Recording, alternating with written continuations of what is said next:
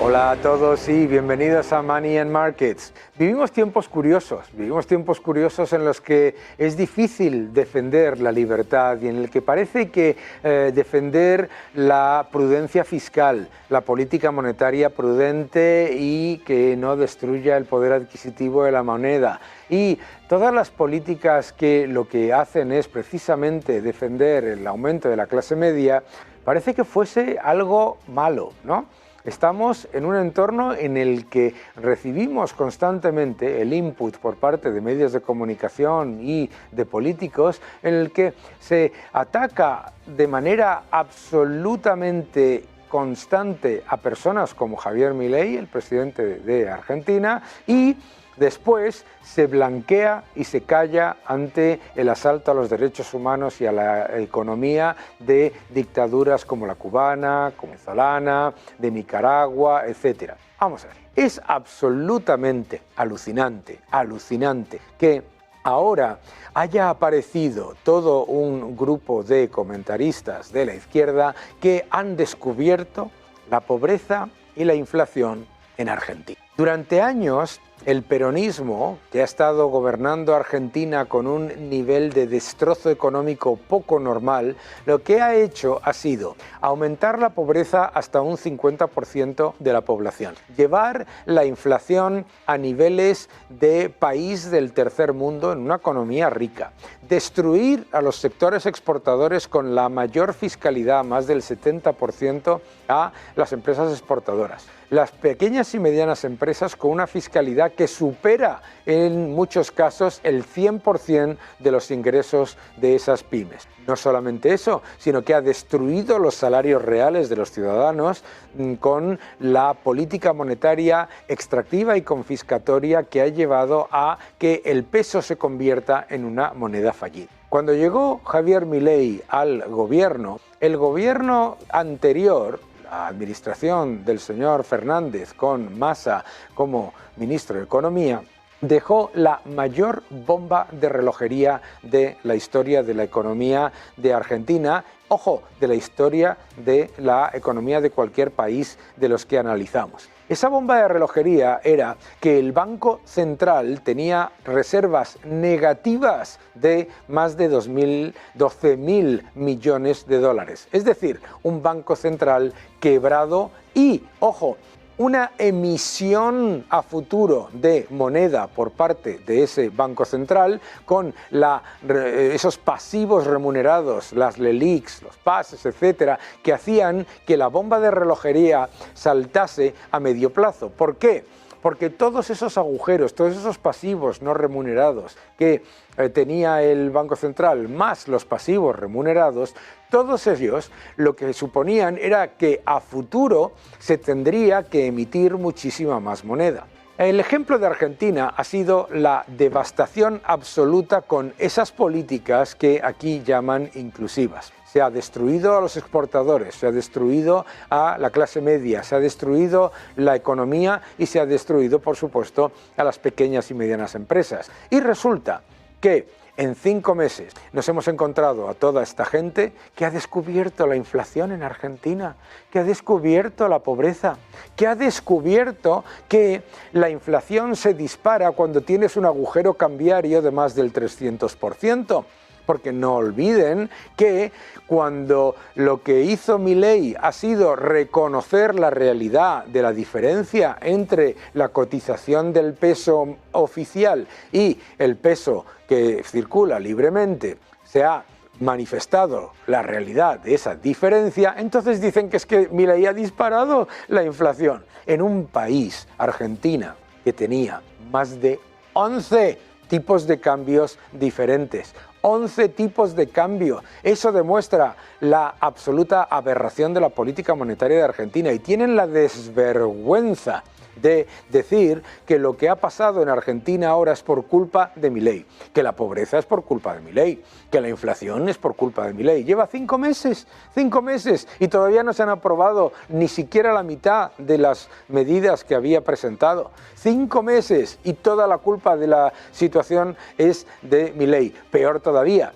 el silencio ensordecedor de toda esa gente durante años con la destrucción de la economía de Argentina y la destrucción de la moneda en Argentina. No decían nada. De hecho, el presidente Sánchez se presentó como valedor del candidato Massa del peronismo en las elecciones de Argentina, diciendo que su política significaba inclusión y oportunidades para todos y todas, con su típico lenguaje mal llamado inclusivo. Y encima tenía la desvergüenza de decir que esas políticas que habían devastado a Argentina eran progresistas. Es absolutamente vergonzoso.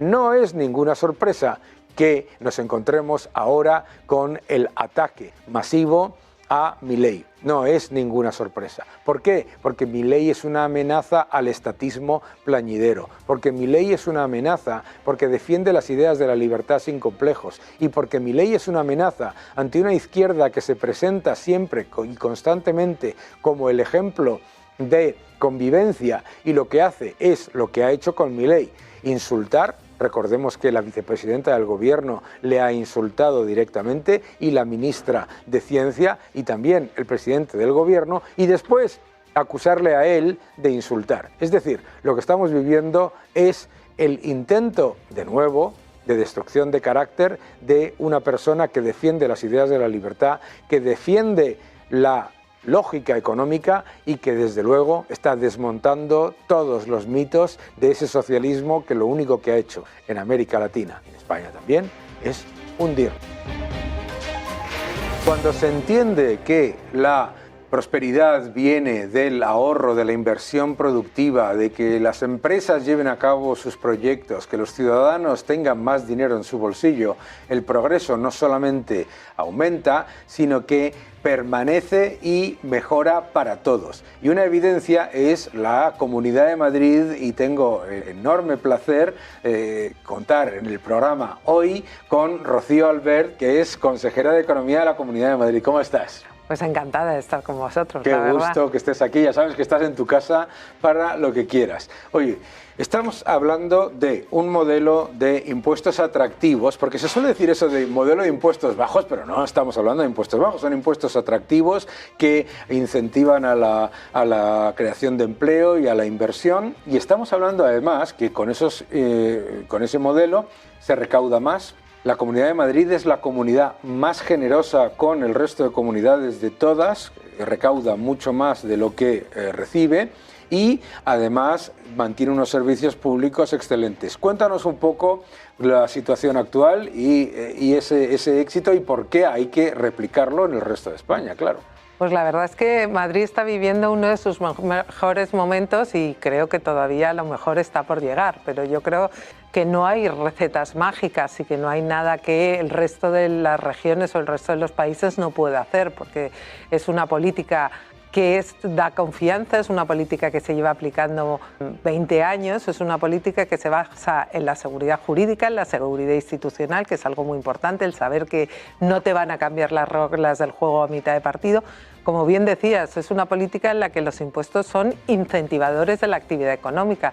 Nosotros no partimos de la idea de que los impuestos no tienen que existir, pero sí que los impuestos tienen que ser de tal manera que incentiven la actividad económica, que no se nos olvide, son las empresas y los autónomos son en definitiva los que generan la riqueza y el empleo, y entonces la administración lo que tiene que tener es una fiscalidad que le permita a su vez prestar los mejores servicios públicos, pero que las empresas son las que generan toda la riqueza, y por tanto si no hay actividad económica no puede haber buenos servicios públicos, y eso se consigue además muy fácil. La gente no le gusta que hablemos de la curva de Laffer, pues no hablamos de la curva de Laffer, hablamos de actividad económica. ¿Cómo que a la gente no le gusta? No le gusta porque les molesta, pero podemos hablar todo lo que quieras de la curva de Laffer. Pero sin meternos en tecnicismos, lo cierto es que cuando tú tienes una política fiscal pues muy incentivadora, pues lo que haces es crear mayor base económica, y como la base económica es mucho más amplia, aunque recaudes menos por cada euro, al final la suma total, que es lo importante, pues tienes unos ingresos lo suficientemente elevados para poder dar los mejores servicios públicos. Yo no creo que, de nuevo, que sea fruto de la casualidad que tengamos los mejores hospitales de toda España y de toda Europa y prácticamente del mundo. Oye, nuestros hospitales, los madrileños, están en el ranking de los 10 mejores hospitales del mundo, pues eso es posible porque tenemos una prioridad, pero una prioridad que se basa en una serie de presupuestos y una serie de ideas muy claras que no consisten en molestar al individuo, sino todo lo contrario. Y en eso es muy importante, porque cuando hablas con las empresas no quieren. Alguno te puede decir, bueno, pues si vienen, bienvenidas sean. Pero lo que quieren es reglas claras, la menor burocracia administrativa posible, es decir, que les quites todas las trabas burocráticas que existen, que suficientes tienen ya con sacar su proyecto económico adelante, y que además les facilites el camino, ¿no? Les facilites el camino quiere decir simplemente que les dejes llevar a cabo su actividad económica. Y entonces todo esto es lo que hace que Madrid esté viviendo un momento fantástico.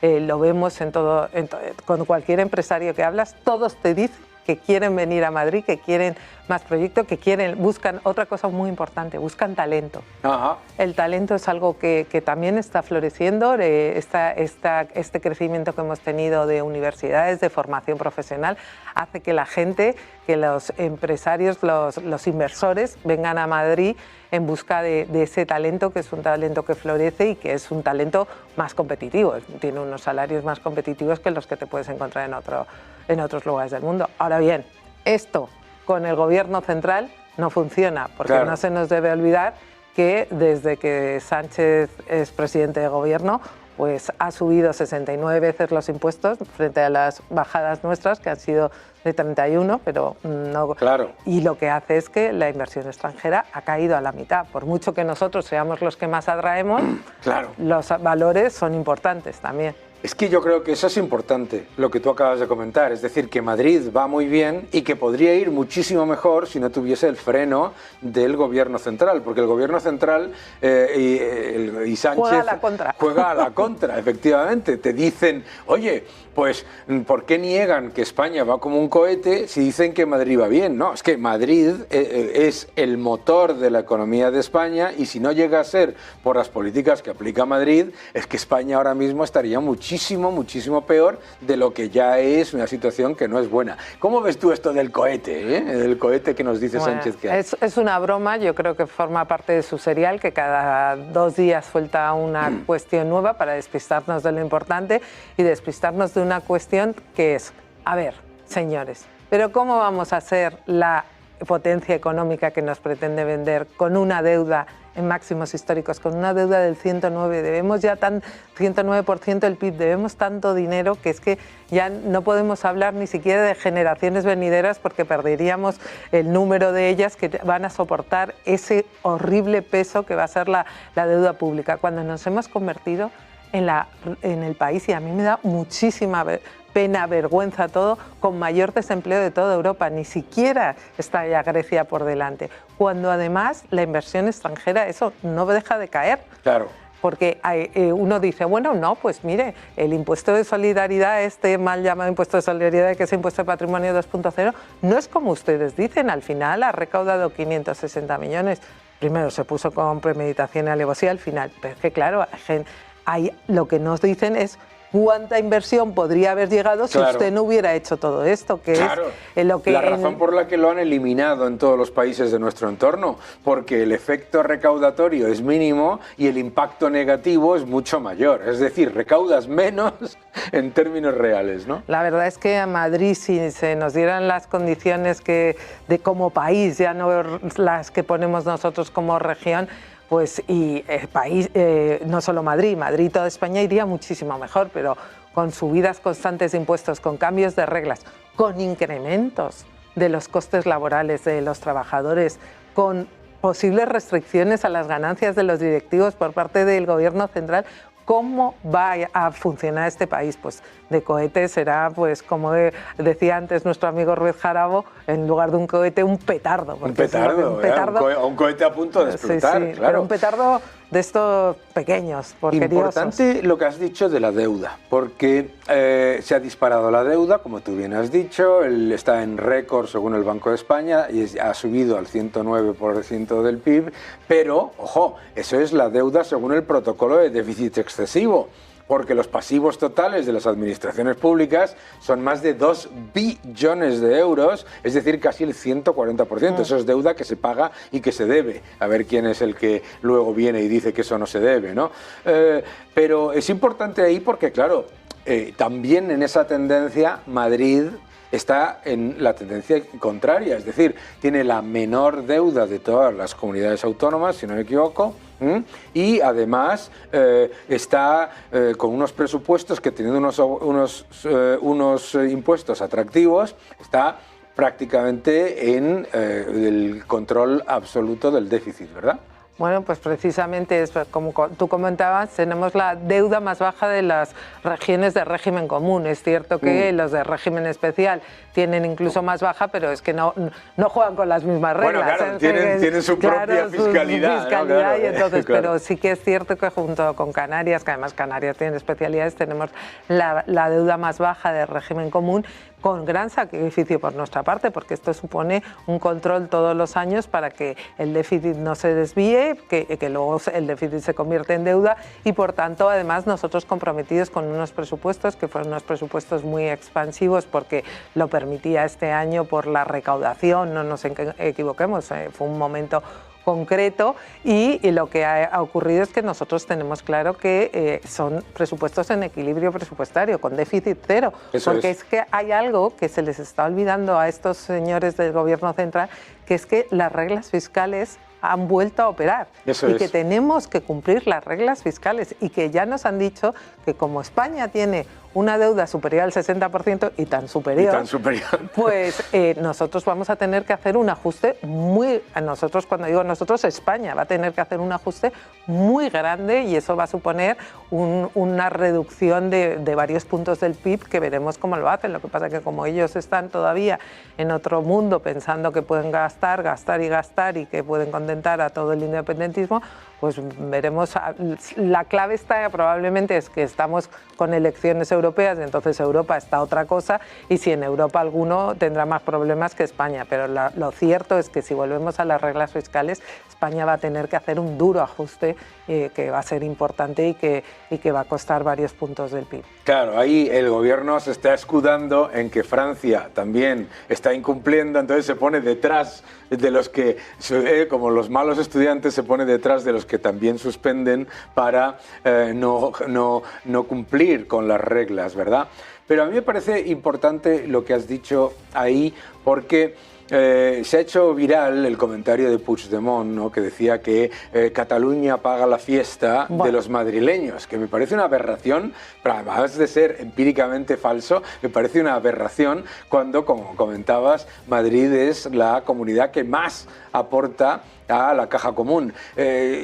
¿Cómo se puede decir una cosa a mí, como todos están jugando a la fiesta de hacerle el caldo gordo al independentismo, pues tenemos que aguantar hasta estas tonterías que no tienen además ningún dato económico que los respalde. Ninguno, porque es increíble. Es increíble. Para empezar, nosotros somos los que más aportamos al sistema común y además Madrid está orgulloso. Eso porque es importante. Nosotros no tenemos claro que si a Madrid le va bien, a España le va bien y que somos un único país, que es algo que debería volver a primar en las mentes de todos los españoles, que somos un único país. Pero es que somos hay tal diferencia. Nosotros al sistema común, al régimen de financiación de servicios públicos esenciales, aportamos el 71%, mientras que Cataluña aporta el 23%. Es decir, la diferencia es casi...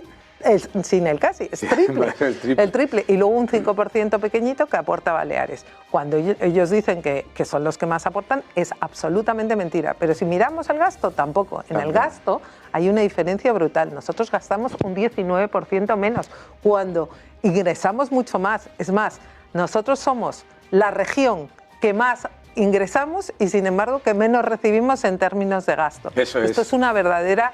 Bueno, pero también es como son las normas de la financiación autonómica. Y en cambio estos están con esta historieta ya antigua de España nos roba. ¿Qué España nos roba? Cataluña nos roba. O sea, yo lo digo claramente.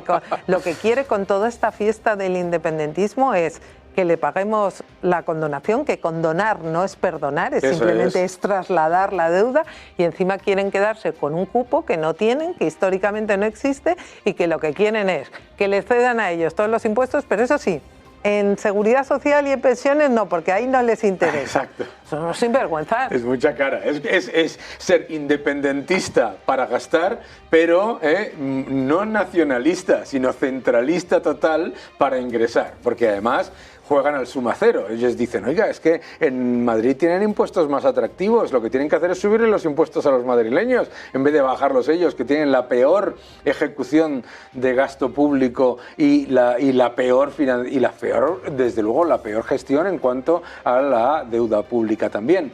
Me interesa lo que comentabas del entorno de crecimiento, porque en Madrid hablabas de atraer talento.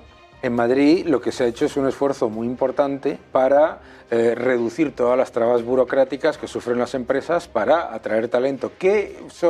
¿Cuáles son los principales factores que tú pondrías, digamos, como elementos esenciales de la política madrileña? Yo pondría lo que hablábamos antes de la seguridad jurídica institucional. Pero ¿en qué se basa eso? ¿Cómo se articula? Pues se articula, por ejemplo, a través de instrumentos muy concretos, como es la línea de hiperregulación que tenemos, que es que cualquier ciudadano, cualquier empresa nos puede decir, oiga, yo tengo una traba burocrática, una ley no solo ley, cualquier regulación que me obstaculiza en toda mi actividad económica, por favor revísenla y vean si puede ser eliminada.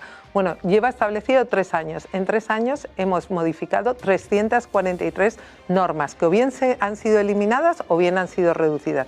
Y eso las empresas, los inversores lo agradecen enormemente. Por otra parte, la ley de mercado abierto. La ley de mercado abierto, si realmente nos creemos que esto es un país y que no son 17 comunidades autónomas, ha sido muy sencillo. Nuestra presidenta dijo, oiga, cualquiera que tenga una licencia para operar en cualquiera de las comunidades autónomas y que ya se la hayan concedido, a mí me sirve para que pueda operar en Madrid y que no tenga que volver a obtener una licencia. Eso es fundamental, eso es quitar trabas y quitar obstáculos que la inversión agradece un montón. Ahora necesitamos que el resto de las comunidades autónomas también se anime y haga lo mismo. Claro. Si a eso le unimos todas las herramientas que tenemos para acelerar las inversiones, una cuestión muy importante, lo sabemos los economistas, es la certidumbre y el tiempo. El tiempo, si cualquier proyecto, por ejemplo, que suponga más de 10.000 trabajadores o más de 10 millones de euros, le aceleramos los procesos, le intentamos que los procesos se reduzcan a la mitad, pues lo que conseguimos es que esa inversión venga a Madrid. De hecho, claro, Madrid en los últimos, desde el 2019, hemos atraído a más del 60% de la inversión extranjera. Claro. Pero ¿qué es lo que nos ocurre? Que querríamos atraer a muchísima más. Claro. Pero el gobierno central nos pone obstáculos con sus costes salariales, con sus impuestos y demás, que hacen que la inversión se vaya donde el capital se encuentra más a gusto. Eso es, y la inseguridad jurídica, porque claro, tú hablabas de la importancia de la certidumbre. Las empresas que vienen a Madrid saben que tienen 20 años de certidumbre ya claro de cuál es la política, no se van a llevar sustos, mientras en el gobierno de España es la improvisación constante, etcétera, etcétera. Me gustaría finalizar hablando del empleo, porque los datos de empleo han sido muy buenos, y una de las cosas que suele decir el gobierno es que ustedes defienden los datos de empleo en Madrid y se quejan de los datos de empleo en España diciendo que están maquillados. Hombre, es que la realidad de Madrid es que tiene la menor diferencia de todas las comunidades autónomas entre la tasa de paro real, la del paro efectivo, y la tasa de paro oficial. Eso también es importante. Hombre, yo creo que es que debemos estar muy orgullosos porque, claro, esa certidumbre, que las cosas pasen, nos han convertido en la región refugio, en la región de oportunidades. Todas las personas que quieren emprender un negocio, que quieren trabajar, se vienen a Madrid. Estamos viendo un flujo de crecimiento de población activa que es brutal. Y a la vez que esa población activa crece, lo curioso es que la tasa de paro no deja de disminuir, lo cual claro, es la clave, ¿no? Estás creando realmente empleo. Tenemos una tasa del 9,3%, mucho más baja que la nacional, e incluso yo estoy muy satisfecha porque en los últimos meses la tasa de desempleo juvenil está bajando sustancialmente. Todavía tenemos unas tasas muy elevadas que no estamos ni mucho menos satisfechos, pero es que entre la tasa de empleo juvenil que tenemos en Madrid de un 18% a la que hay en la media española de un 27% hay mucha diferencia. Y lo que comentabas tú antes es muy importante porque nos dicen, cuando les interesan los datos los utilizan, pero luego se quejan de que no hay claridad por los fijos discontinuos. No, es que en nuestro caso, afortunadamente, por lo que tú decías, porque hay la menor diferencia entre lo que es la tasa de paro efectiva y la tasa de paro que ellos muestran a través de, o que se muestra a través de las estadísticas, afortunadamente es que dentro de esa nueva figura que que han creado para volvernos locos, que son los fijos discontinuos, tenemos muy pocos inactivos. Por tanto, tenemos muy pocas personas de esas que no sabemos si están en su casa, que no reciben una prestación por desempleo y esperando a que les llamen. Y en el resto de España esos números son mucho más grandes. Por eso le hemos pedido a la ministra Yolanda Díez que nos dé la información, porque sería la forma de tener las cosas claras. Claro. Pero... Claro, no te los va a dar porque claro, a ver cómo te va a sacar la evidencia de que en el año 2019 había 3.450.000 parados en tasa de paro, en paro efectivo, y sigue habiendo 3.450.000 parados en paro efectivo. Lo único que ha pasado es que han cambiado una figura. Las nomenclaturas. Eso es, claro. Y la diferencia, y ahí es que es muy espectacular precisamente lo que estábamos comentando, cómo la diferencia entre el paro efectivo y el paro oficial en Madrid es muy, muy pequeña, y la más pequeña de todas las comunidades autónomas de España. Rocío, qué gusto que hayas venido. Nos podríamos pasar una hora charlando. Sí, la verdad es que se me hace corto y tendríamos que hablar de muchas más cuestiones económicas que hacen que Madrid vaya como vaya y que seamos el primer motor de la economía de toda España, que es algo que no siempre ocurrió, que es algo también que tenemos que recordar. Nuestros resultados económicos no son fruto de la capitalidad, llevamos siendo capital desde Felipe II. Eso es muy importante, porque Madrid, es que el motor de España era Cataluña.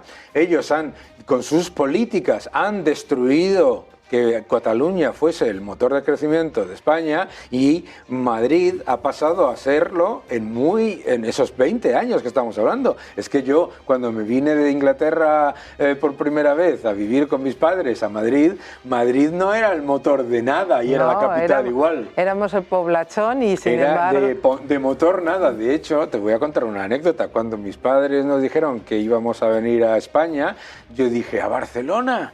No, a Madrid. ¿A Madrid? ¿Sabes? Y fíjate de aquella percepción de un chaval, ¿no? Cómo ha cambiado la cosa. Mucho cuidado con eso de la capitalidad como factor único. Mentira. Ahora, a los que nos gusta la economía y esto, a mí es el claro ejemplo, son ejemplos de libro que diríamos que políticas económicas diferentes tienen resultados diferentes. Absolutamente. Y por eso nos hemos convertido en el motor de toda España. Absolutamente. Las políticas, mis queridos amigos, hacen la diferencia. Las políticas hacen la diferencia. Y si no fuera por la Comunidad de Madrid, no quiero ni pensar cómo estaría la economía española, y la economía de Madrid iría mucho mejor si no fuese porque en el gobierno central se están tomando las medidas equivocadas e introduciendo la inseguridad jurídica. Mil gracias, Rocío. Ya sabes dónde tienes tu casa.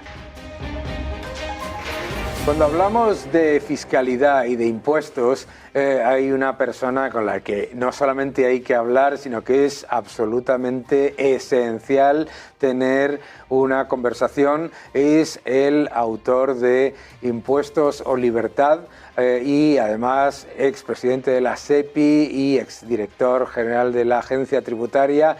Mi buen amigo Ignacio Ruiz Jarabo, ¿cómo estás?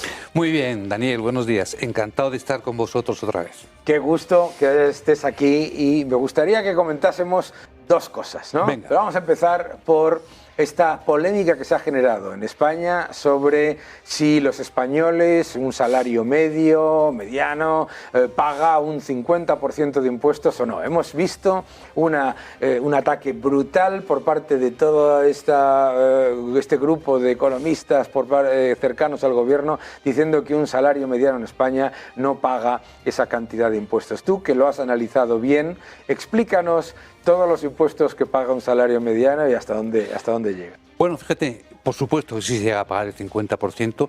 De entrada, se ha popularizado hace unos años el cálculo del Día de la Liberación Fiscal. Sí. Entre otras cosas, la Fundación Civismo lo suele publicar año a año, ¿no? Y con pequeñas oscilaciones suele ser a 1 de julio. Es decir, es el día en que el conjunto de los españoles dejamos de trabajar para el Estado y empezamos a tener la renta libre de impuesto. Si es a 1 de julio, quiere decir que como media, los españoles efectivamente sufrimos el acoso del Estado en más de un 50%. Pero bueno, a un análisis más individualizado, De entrada, aunque no sea efectivamente retribuciones medias, la tarifa máxima del impuesto en Cataluña, por ejemplo, llega al 53%. En el IRPF. El IRPF, perdón. En la Valencia de Ximo Puig era el 54%. Es decir, que por supuesto que se paga más del 50% solo en el IRPF. Pero bueno, vamos a lo que tú decías, Daniel, a un sueldo más medio, más común. Y vamos a fijarnos en una cifra redonda que sean 50.000 euros. Vamos a imaginar un español que tiene un sueldo de 50.000 euros íntegro. Bueno, es un buen sueldo, pero evidentemente no es un rico, ni un muy rico, ni un todopoderoso. Bien, pues de entrada, de esa retribución se le quitarán 3.300 euros por seguridad social. Bien, a continuación, por tanto, le queda ya una renta después de pagar la seguridad social de 46.700.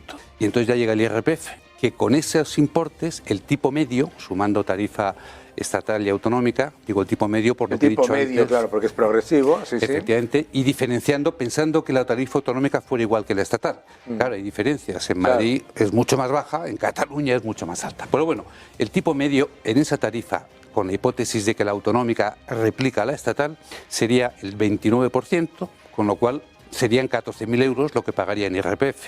46.700 menos 14.000, ya estamos en 32.700. Pero lo que le queda después de pagar Seguridad Social y IRPF no está libre de impuestos, porque cada vez que consuma tendrá que pagar el IVA o los impuestos especiales, según lo que consuma. Bueno, considerando un tipo medio del 14-15%, que no es exagerado, estaría pagando ahí 5.700 euros. Ya le quedan solo 27.000, que es muy poquito más del 50% de sus ingresos. Pero claro, es que luego llegan los tributos municipales, entre otros el IBI, y luego llegan los autonómicos. Por ejemplo, en Madrid no hay ningún tributo autonómico, pero en Cataluña hay 15. Con lo cual, al final, efectivamente, estamos en el 50% de pagos al Estado, si tienes un sueldo de 50.000 euros y en condiciones normales, como si te ocurra adquirir una vivienda o vender una que tuvieras antes, entonces ya empiezas a pagar muchos más impuestos por las ganancias patrimoniales, etcétera, ¿no? Por tanto, sí, claro que sí, un sueldo medio en este país le es detraído el 50%. Claro.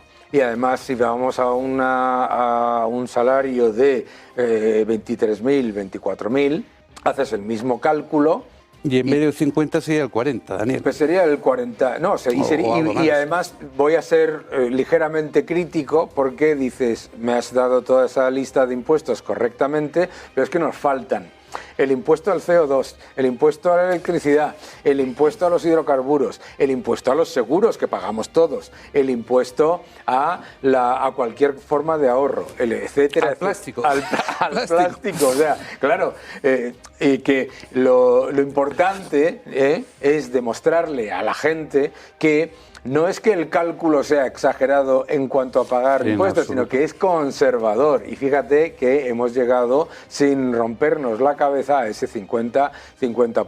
Es absolutamente aberrante que en España se haya generado ya hasta el debate. Bueno, yo tengo una cuenta, no sé si lo sabes, una cuenta en Twitter en español y una en inglés, ¿vale? Sí. Cuando yo pongo en mi cuenta en inglés que en España se ha creado un debate diciendo que las cotizaciones sociales a cargo de la empresa no son impuestos, la gente lo flipa. Es que es increíble que aunque la OCDE te lo diga claramente en el informe Tax and Wages, etcétera, haya gente que diga esas aberraciones. Pero es que además tiene todas las características que definen un impuesto, ¿no? Se exige de forma obligatoria, de forma coactiva, y no hay una contraprestación directa, que son las dos características del impuesto. ¿Que hay contraprestación indirecta? Claro, y los impuestos también. Claro. Pero no hay una contraprestación directa y se exige coactivamente, por tanto, claramente. Verde y con asas. Verde y con asas. Es que a mí me hacía gracia porque había un comentario en una página web, ¿no?, que decía un catedrático, no es un impuesto porque si se lo eliminasen a las empresas eso no significa que subiría los salarios. ¿Perdón? Un argumento esotérico, ¿no? Es una especie de... ¿Y de dónde se ha sacado usted ese análisis y esa locura, ¿no? Soy reiterativo. Dos características tienen los impuestos para definirlos. Que se exijan coactivamente. Eso es. Y que se exijan sin contraprestación directa. Claro. Que me diga ese catedrático cuál de esos dos requisitos no cumple la seguridad social. Además es muy sencillo. Si yo contrato a una persona, tengo que pagar ese impuesto. Si no contrato a esa persona, no lo tengo que pagar. Por lo tanto, es parte del salario. Sin ¿verdad? duda. Absolutamente. Pues además, en este país en el que, como decía Paco Umbral, a veces nos encontramos con ciudadanos que son una combinación de inspector de Hacienda y árbitro de fútbol, que están siempre diciendo qué es lo que tiene que recaudar y diciendo lo que tiene que hacer el otro, ¿no? Nos hemos encontrado con una cantidad de titulares sobre la actividad del hermano del presidente del gobierno, con una serie de características más que sorprendentes en un país que tiene una de las haciendas públicas más rigurosas y más exigentes y más meticulosas del mundo, probablemente, ¿no? A mí me gustaría que nos explicases un poco, porque yo veo estos titulares y yo...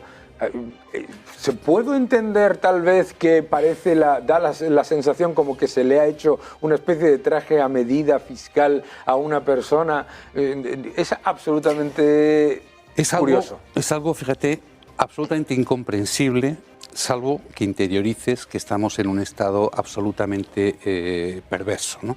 Porque, punto uno, los expatriados fiscales, a los que el presidente Sánchez no se cansa de llamarles antipatriotas, los expatriados fiscales llevan 4, 5, 6 años siendo uno de los objetivos prioritarios de control por parte de la agencia tributaria. Año tras año en su plan de control. Todo aquello, sí. Pero es que además lo dicen en su plan de control. Objetivo prioritario: controlar la realidad o ficción de las expatriaciones fiscales, porque es una fuente de fraude y demás. Punto uno. Punto segundo. En la base de datos de la agencia tributaria consta fehacientemente que este señor trabaja en la Diputación Provincial de Badajoz, es decir, en un organismo público español. Y cotiza ahí. Consta, sí, porque la Diputación Provincial de Badajoz tiene que presentar el modelo correspondiente de retribuciones satisfechas a sus empleados y funcionarios. Y a su vez, no consta en la base de datos de la agencia tributaria que este señor presente declaración del IRPF. Luego, esas dos cosas, que trabaja en la Diputación de Badajoz y que no declara IRPF, están en la base de datos de la agencia tributaria. Con lo cual, los cruces permanentes que hace de la información que tiene en su base la agencia tributaria han tenido, lo digo, han tenido, no digo que deberían, no, han tenido que expulsar el nombre de David Sánchez como persona a ser incluida en el plan de inspección. Lo garantizo. Sí. Porque así se hacen los planes de inspección de la agencia tributaria, cruzando la información de la base de datos y el ordenador expulsa los nombres. Si no ha sido inspeccionado, y no lo ha sido, porque si no le habría rectificado ya su forma de tributar, porque luego lo diré, legalmente es residente fiscal en España, porque su centro de intereses económicos está en España. Si no ha sido inspeccionado, y no lo ha sido, porque no le han corregido su forma de declarar, quiere decirse una de dos: o que en Madrid, en el Departamento de Inspección Tributaria de la agencia, alguien ha tachado el nombre, o porque en la Delegación Territorial de Extremadura alguien ha tachado el nombre. En un sitio o en otro, alguien ha metido la mano de forma misteriosa para excluir a David Sánchez del plan de inspección, lo cual es absolutamente escandaloso. ¿Y por qué tenía que tributar en el IRPF? Porque para tributar en el IRPF como residente fiscal en España basta con cumplir una de estas dos condiciones: residir 183 días en España. Él dice que no es así. Bueno, tendría que comprobarlo la agencia tributaria, pero el segundo requisito que te hace sí o sí residente fiscal en España es que tu centro de intereses económicos esté en España. Y él evidentemente tiene un sueldo pagado por un organismo público español y tiene, según dice, un importante paquete de acciones de una entidad española y por tanto todos sus ingresos provienen de España. Claro. Y por tanto cumple el requisito para ser residente fiscal en España. Y fíjate, David, acabo con esto. Si la agencia tributaria no hubiera tachado su nombre del plan de inspección, si no lo hubiera tachado, en esa inspección quizá lo de menos hubiera sido el incumplimiento fiscal que ha hecho este señor y la sanción que le correspondería. Lo demás es que la agencia tendría que haber investigado el origen de su patrimonio, porque con las retribuciones que tiene es imposible haber acumulado ese patrimonio. Y ya no estamos hablando de un posible incremento injustificado a tributar en el IRPF, no.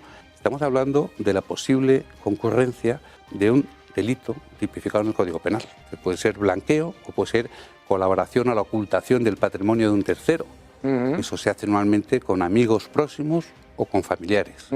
Y ahí lo dejo. Y todos estos elementos presuntos y obviamente que habría que analizar, a mí me parece importante porque por ejemplo, a los banqueros de inversión que vivían en Londres y que tenían su familia en España, se les hizo una inspección brutal, alegando que al tener su familia en España y pagar la luz, etcétera, etcétera, etcétera, eran en realidad residentes fiscales en España. Se ha hecho con muchísimos inversores, se ha hecho con muchísimas personas.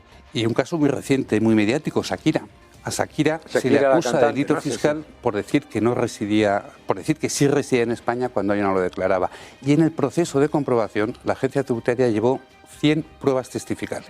100.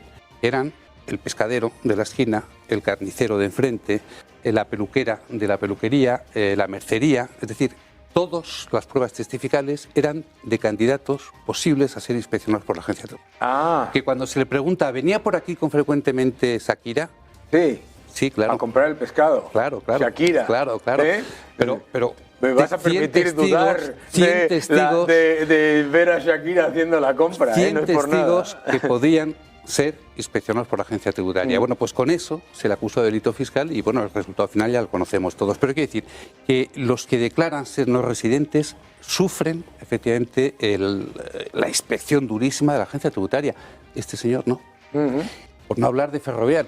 Bueno, claro, eso aparte, fíjate por tú supuesto, la campaña que recibieron los directivos de Ferrovial por simplemente hacer una reestructuración societaria que llevaba obligatoriamente y de forma consecuente el cambio de residencia del grupo, ¿no?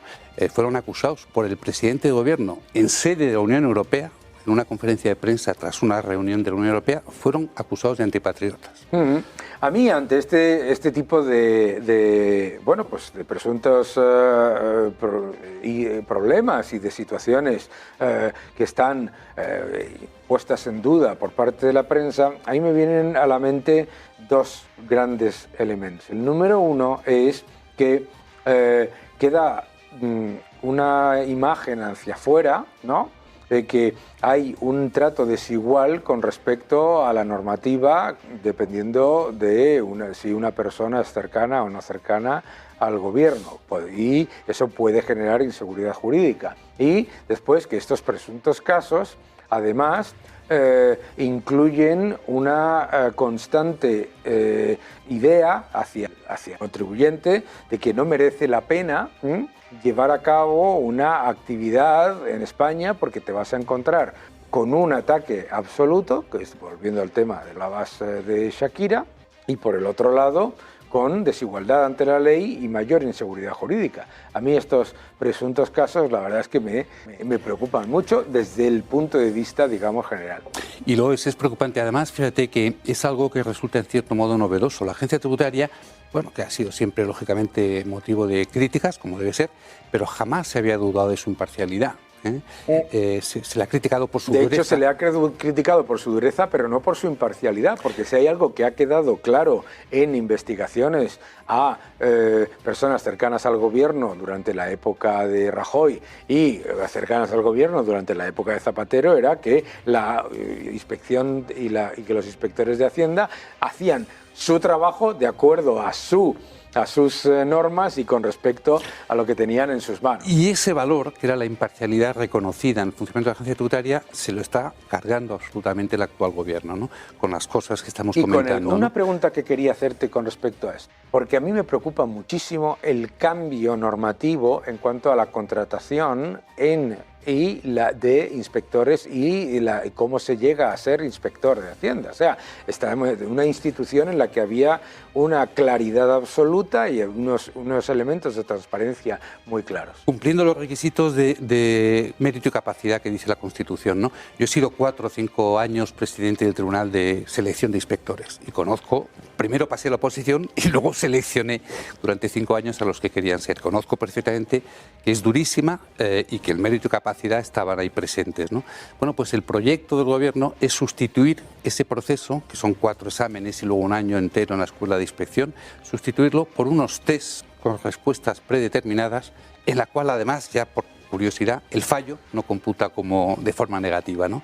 Se quieren seleccionar así los inspectores de Hacienda, pero es que es más, es que hace 20 días se ha publicado un orden ministerial por el cual, no contentos con eso, no contentos con repartir carnes de inspectores, poco menos que a quien quieran, ahora pretenden que los puestos de subdirector general en el Ministerio de Hacienda, en toda la administración pública, se puedan ocupar por personas que no sean funcionarios. Es decir, estamos en una absoluta desprofesionalización de la administración pública en general y en concreto la agencia tributaria en una absoluta conversión en un instrumento maniqueo, efectivamente de premiar a los próximos amigos y familiares y de castigar a los rivales, adversarios y contrincantes. Es un gran problema que se pierda la independencia de algo que claramente estaba garantizado con un sistema como era el de la inspección tributaria, y estos casos, presuntos casos, siempre hay que tenerlos muy en cuenta. Muchísimas gracias, Ignacio, gracias por venir, Daniel, y ya sabes que estás en tu casa. Muchas gracias. En este programa siempre tenemos un vídeo de José Ramón Riera y en este vídeo nos explica varios factores que el gobierno oculta. No os lo perdáis. Muy buenas, Daniel. Hoy para Money and Markets traigo un tema que ha pasado muy desapercibido tanto en la prensa no económica como en la económica. Todos los años, en el mes de marzo, los ministerios de Finanzas, en nuestro caso el de Hacienda, tienen que enviar un informe a Bruselas con más o menos los siguientes indicadores: cuál va a ser el déficit del Estado y cuál va a ser la deuda que va a generar a lo largo del año, sobre qué PIB nominal lo va a calcular qué cifra de inversión va a realizar o de formación bruta de capital va a realizar. A finales de abril, con fecha 27 de febrero, el Ministerio de Hacienda mandó este informe completito a la Unión Europea. Bien, primer dato que llama la atención, es decir, manda un déficit de 45.000 millones, pero para el Estado, para la Administración Central, más la Seguridad Social, el déficit es de 50.000 millones y entre las corporaciones locales y las comunidades autónomas tienen que reducir su déficit, o sea, tienen que generar un superávit de casi 4.500 millones entre las... Hombre, la verdad es que suena divertido, suena extraño, suena raro que para empezar, el Estado se reserve para sí la capacidad de generar 50.000 millones de déficit y al resto, es decir, de 3 tazas de superávit. Si esto un día se le aplica al gobierno de la nación, me imagino que van a tener que sufrir bastante. Pero es que hay otro dato que llama muchísimo la atención y es que la formación bruta de capital informada a Bruselas se reduce, ojo al parche, se reduce en casi 4.000 millones de euros. Es decir, de todos los gastos que va a generar este país, la Administración Central y las comunidades autónomas, el dato objetivo de la inversión real se reduce en casi 4.000 millones. Es decir, que aquí lo que importa menos es generar riqueza a través incluso de la inversión pública. Es decir, y eso. Bien, sigamos con el tema. Se manda un Producto Nacional, un Producto Interior Bruto nominal con un crecimiento del 5,5%. Es decir, aprovechando que la inflación pasa por España, pues vamos a subir el PIB nominal en un 5,5%. Y la deuda, y aquí es donde va a venir el primer crack que va a tener este gobierno, la deuda oficial que se ha presentado a Bruselas es de 1.629.000 millones de euros. Es decir, con un incremento de 55.000 millones en todo el eje. El Banco de España acaba de presentar los datos a marzo, 1.613.000. Un incremento de la deuda con respecto al año pasado al 31 de diciembre de 39.000 millones. Es decir, sobre los 55.000 millones que vamos a dar de deuda, hemos dado de deuda a Bruselas, ya nos hemos comido en el primer trimestre 39.000 millones de euros, que supone el 71% del total de la deuda máxima que le hemos presentado a Bruselas. Bien, esto quiere decir que con un 3%, 2,96 exactamente de déficit que le hemos mandado a Bruselas, solo dicen que vamos a generar 45.000 millones de déficit y 55.000 de deuda, pero ya nos hemos comido el 71% de la deuda. No sabemos el déficit oficial porque todavía el Ministerio de Hacienda ha decidido que no es momento todavía de informar ni de contar, es decir, a los que seguimos este tema cuál es el dato real. Pero sí, lo que sí ya podemos empezar a pensar es que es prácticamente imposible este año terminar en menos de 55.000 millones de deuda, habiéndonos endeudado en los 3 primeros meses del año en más de 39.000 millones. Ojo que esto va a aparecer, va a cantar dentro de nada en Bruselas.